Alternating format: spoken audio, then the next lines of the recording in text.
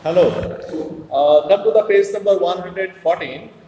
The topic is how does the parliament control the executive?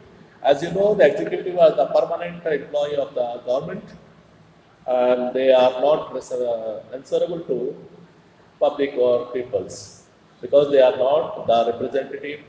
Uh, so executives are the different things when you see the legislative or the MPs or MLAs or whatever, executive are the literate persons and they know how the policy should be in which way the policy should be made. ठीक है, इसमें ये देखते हैं कि policy बनाना, क्योंकि अधिकतर जो एमपी एमएलए जो आते हैं वो उनका कुछ वो पॉपुलैरिटी के बेस पे आते हैं। ठीक है, वो अपने स्टेट पे जो भी करते हो क्योंकि उनको किसी चीज़ को तैयार करना या किसी चीज़ को वो उनके पास नहीं होता है। ठीक है, ये इसमें किया जाता है कि cabinet leads the house may differ only if the parliament is active and vigilant and keep regular and check on the executive. अगर पार्लियामेंट एक्टिव है तो हमेशा वो एग्जीक्यूटिव पे नज़र बनाए रखती है, क्योंकि अगर छोड़ दिया जाए एग्जीक्यूटिव को तो वो जो चाहे वो मनमानी कर सकते हैं, क्योंकि वो जनता के प्रति जवाबदेह नहीं है। There are many ways the parliament can control. बहुत सारे तरीके हैं जो एग्जीक्यूटिव कंट्रोल किया जाता है, but basic to them are the power and freedom of the legislator as people's representative to work effectively and fearlessly. For instance, no action can be taken against a member for whatever the member may have said in the legislature. अगर legislator में यानी parliament में किसी भी MP और MLA ने कुछ भी कह दिया वहाँ पे चोर बदमाश चाहे किसी को, उसके लिए कोई एक्शन नहीं लिया, बट अगर एग्जीक्यूटिव ये बात कह देगा तो उसके खिलाफ एक्शन लिया जाएगा। ठीक है, this is known as the parliamentary privilege. ये एक प्रिविलेज मिला हुआ है हमको, छूट मिली हुई है। The presiding officer legislature has the final power deciding matters of breach of privilege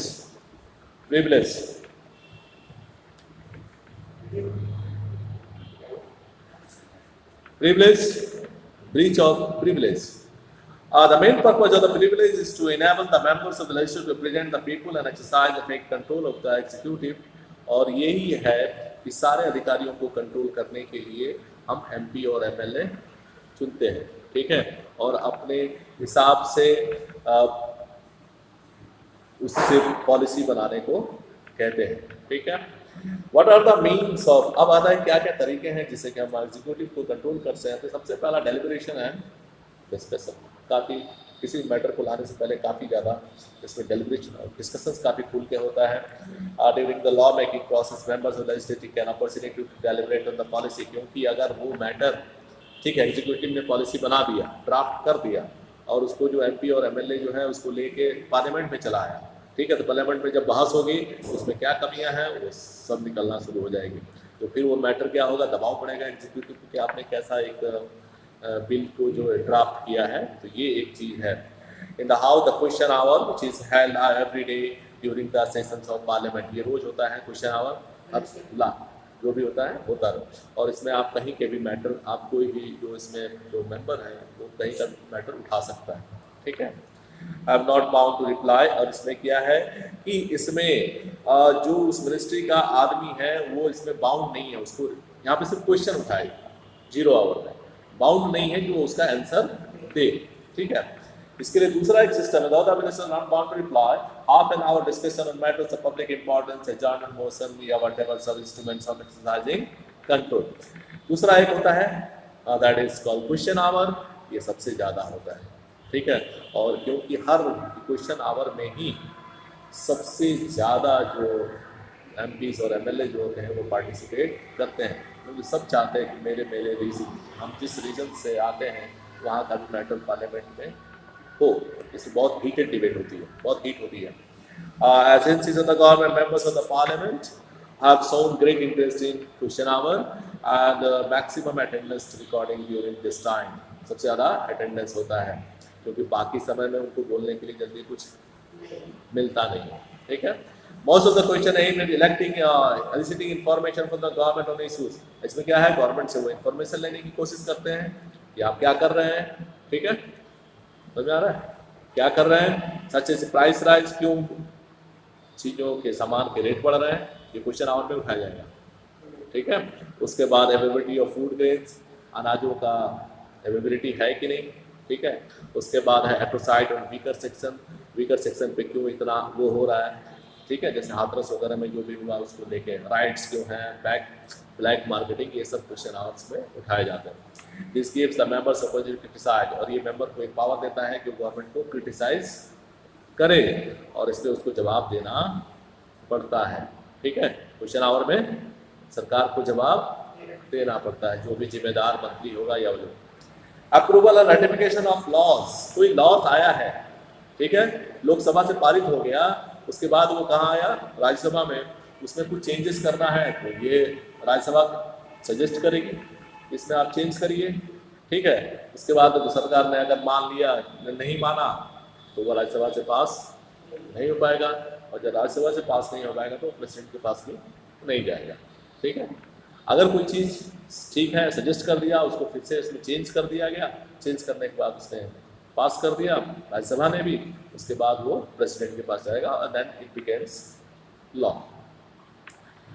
financial control पे भी जो ये है वो कंट्रोल करते हैं, ठीक है।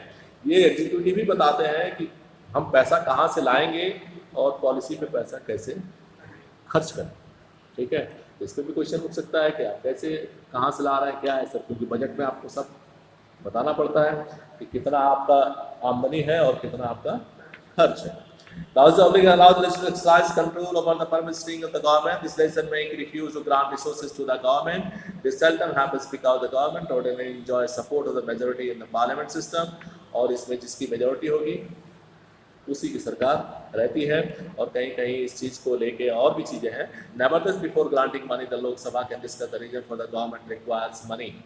लोकसभा में आने से पहले उसको कई सारी कमेटियों के पास भी भेजा जाता है, जैसे CAG है, ऑडिटर जनरल ऑफ इंडिया है, वहाँ पे जाने पे क्या होता है, दोनों पार्टी के मेंबर्स होते हैं वहाँ पे, जो कमेटी बनाई है हमारे कॉन्स्टिट्यूशन में लिखा हुआ है कि CAG का जो मेंबर होगा, जो कमेटी होगी, उसमें जो रूलिंग पार्टी है और जो हाँ यही सब रखा गया है कि कंट्रोल करने के लिए।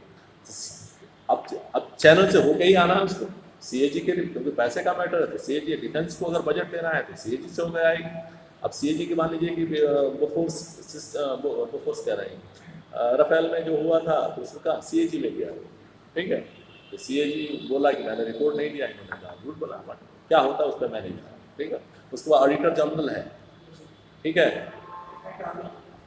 नहीं ऑडिटर जनरल, अटॉर्नी जनरल वो कोर्ट से जुड़ा हुआ है, ऑडिट करना यानी बजट को चेक करना, ठीक है।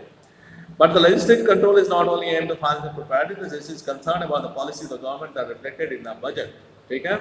और ये एग्जीक्यूटिव भी होते हैं जो सरकार के मन मुताबिक बजट बनाते हैं और उसी के हिसाब से पॉलिसी के हिसाब से बजट बनाते हैं।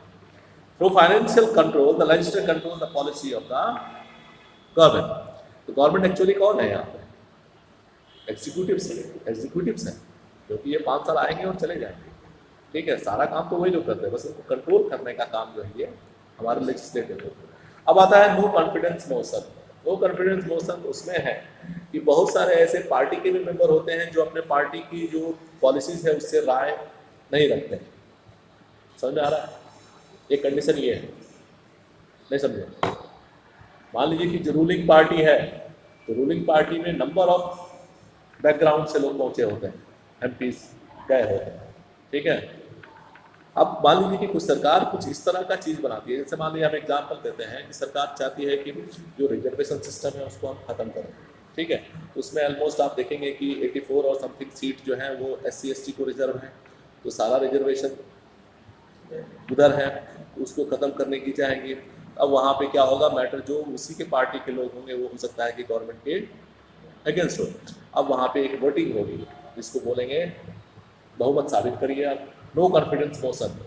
तो नो कॉन्फिडेंस मोशन में क्या होगा, मतदान होगा उस पॉलिसी, भाई हम सरकार के साथ नहीं रहेंगे, चाहे सरकार ने हमारे, क्योंकि हमको भाई अपने इलाके में जवाब देना है, I am responsible to my constituencies. तो उसमें लगेगा कि अब लगेगा उसमें कि सरकार के फेवर में कम लोग हो गए और सरकार के अगेंस्ट में ये नॉन कॉन्फिडेंस की सरकार जा सकती है, ठीक है। उसी तरह कोएलिशन गवर्नमेंट में भी होता है। मान ली 2-3 पार्टियों ने मिलकर सरकार बनाया और भाई सबके जब साथ आप रहेंगे तो सबका ध्यान रखना पड़ेगा। सरकार को बाकी पार्टियों को ये लगा कि हम तो इसके साथ सटे हुए हैं और सरकार जो है हमारे लिए कुछ नहीं सोच रही, तो कभी भी डिमांड कर सकती है कि आप नो कॉन्फिडेंस मोशन लाया जाए और उसमें चुनाव होगा, सरकार के अगेंस्ट में चला जाएगा, इट बिकेम सरकार गिर जाएगी। अब ये सब बहुत सारे तरीके हैं, ठीक है। बाकी नेक्स्ट टॉपिक आपको what do the committees of the parliament do, next topic में देखें।